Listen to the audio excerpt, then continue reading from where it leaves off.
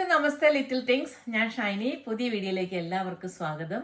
വീഡിയോയിലോട്ട് പോകുന്നതിന് മുമ്പ് ചാനൽ സബ്സ്ക്രൈബ് ചെയ്തിട്ടില്ലെങ്കിൽ സബ്സ്ക്രൈബ് ചെയ്യുക, ലൈക്ക് ചെയ്യുക, ഷെയർ ചെയ്യുക.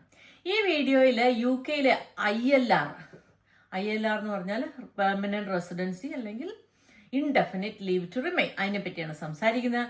റീസെന്റ് വൈറ്റ് പേപ്പറിനകത്ത് പറഞ്ഞത് ILR 5 years അല്ല 10 years UK കണ്ടിന്യൂ ചെയ്താലേ ILR കൊടുക്കത്തുള്ളൂ.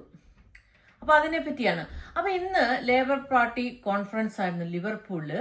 അതിനകത്തും പ്രൈം മിനിസ്റ്റർ ക്ലിയർ ആയിട്ട് പറഞ്ഞിട്ടുണ്ട്, ഇപ്പൊ നിങ്ങൾ ഒരാള് ഫോറിൻ സിറ്റിസൺ UK ബ്രിട്ടീഷ് സിറ്റിസനെ മാരി ചെയ്യുവാണെങ്കിൽ അവർക്ക് ILR വിത്തിൻ 5 years കൊടുക്കും. മറ്റുള്ള ഇമിഗ്രൻസിന് ILR 10 years ആക്കും എന്ന് ക്ലിയർ ആയിട്ട് പറഞ്ഞിട്ടുണ്ട്.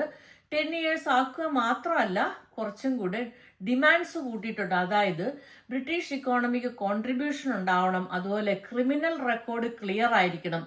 അതേ കൂടാതെ തന്നെ ബ്രിട്ടീഷ് കമ്മ്യൂണിറ്റിക്ക് വേണ്ടിയിട്ട് ചാരിറ്റി വർക്കുകളൊക്കെ ചെയ്തെങ്കിൽ മാത്രമേ ഇനി ILR കിട്ടത്തുള്ളൂ. അതുപോലെ തന്നെ ഇംഗ്ലീഷ് പ്രൊഫഷൻസി എന്നുള്ളത് B2 ക്വാളിഫിക്കേഷൻ ഉണ്ടായിരിക്കണം, എങ്കിൽ മാത്രമേ ILR കിട്ടുള്ളൂ.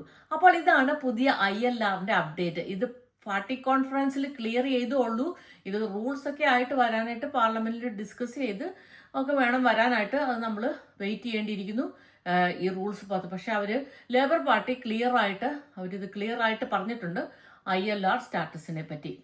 അപ്പോൾ അപ്കമിങ് ഡേയ്സിൽ ഇതിന്റെ നിയമമൊക്കെ പുറത്തു വരും. അപ്പം നമുക്ക് ക്ലിയർ ആയിട്ട് അറിയാൻ പറ്റും എന്താണ് 10 years ആക്കി മാറ്റും. അത് എക്സിസ്റ്റിംഗ് ആയിട്ടുള്ള ആൾക്കാർക്കാണോ ഇനി വരുന്നവർക്കാണോ, അത് നോക്കി കാണാം നമുക്ക്. അപ്പോൾ വീഡിയോ ഇഷ്ടപ്പെടുകയാണെങ്കിൽ ലൈക്ക് ചെയ്യുക, ഷെയർ ചെയ്യുക, കമന്റ് ചെയ്യുക.